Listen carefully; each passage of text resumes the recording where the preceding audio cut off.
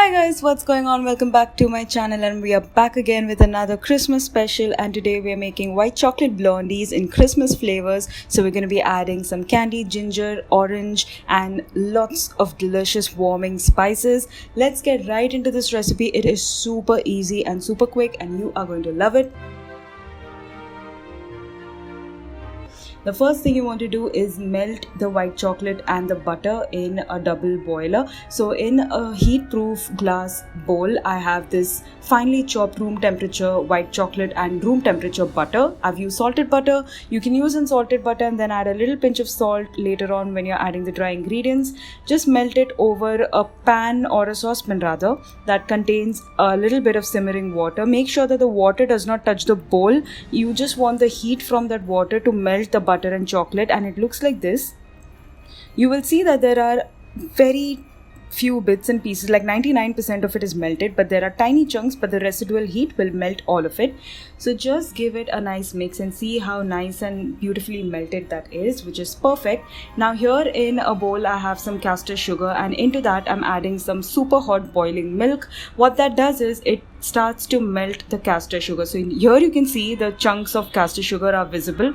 Keep stirring it. The heat from the milk is going to melt that castor sugar, and a couple minutes later you'll see that it's all well melted and it looks like nice sweet milk, which we're going to add into this melted chocolate and butter mix. And now I'm going to just swap my spatula for a whisk and give it a good whisk for about 2 minutes. You'll start to see air bubbles start to appear on the surface of this batter, which is just brilliant, which is what you want.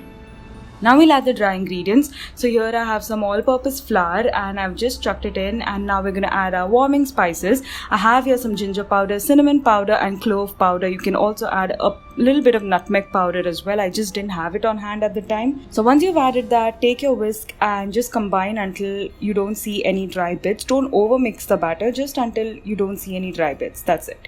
And now it's time for us to add all of our mix-ins. So here I have some chunks of chopped white chocolate. I've left larger chunks. To that I've added some chopped walnuts, some candied ginger, and some candied oranges, which I have all chopped very finely. Now these you get very easily in a dry fruit store, any grocery store that stocks dried fruits and nuts. So I just found it in my local grocery store actually, so you should look for those there itself. Otherwise you always have Amazon. I'm just going to give it a good mix, and then I'm going to add a little bit of all-purpose flour.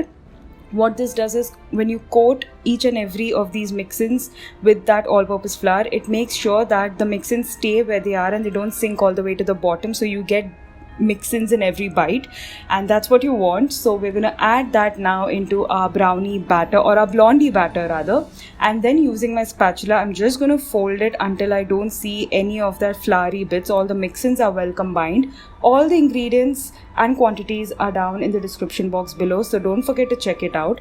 Now you see that I've given it a nice and good mix and it's all well combined. Now I'm going to add this into a brownie tin, or a square baking tin. It's 8 by 8 inch and I've greased it. I did not have parchment paper on hand, so I've not added it to the bottom or the sides, but I would highly recommend to use parchment paper as well. Just use your spatula and spread it out evenly. Now as a final finishing touch, I'm just going to top this with some of those candied oranges that I have quartered, and also some of that candied ginger. These will bake in an oven which is preheating at 160 degrees Celsius for about 30 minutes. Just put a knife or a skewer in the center to check for doneness. It should come out clean with just a few moist crumbs. Make sure there's no wet batter clinging to the knife, and then let it cool down completely. They're really delicious. Just wait for it to cool down completely.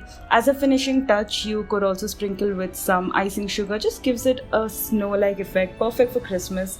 And I've sliced into them, and you can see how deliciously fudgy they are. They're still a bit warm. I just had no patience, but let them cool down completely and they go nice and fudgy. They're actually still very fudgy at this point, even when they're warm and gooey. Well, the choice is yours. If you like them cold, you can have them cold. If you like them slightly warm, make sure you cool it to room temperature. This is so perfect for Christmas, guys. It smells like Christmas. It tastes like Christmas. I really hope you give this recipe a go. If you enjoyed it, then please give it a big thumbs up. Subscribe to my channel and hit the bell icon so you're notified every time I post a new video. I'll see you again next time. Until then, goodbye and happy baking and happy Christmas.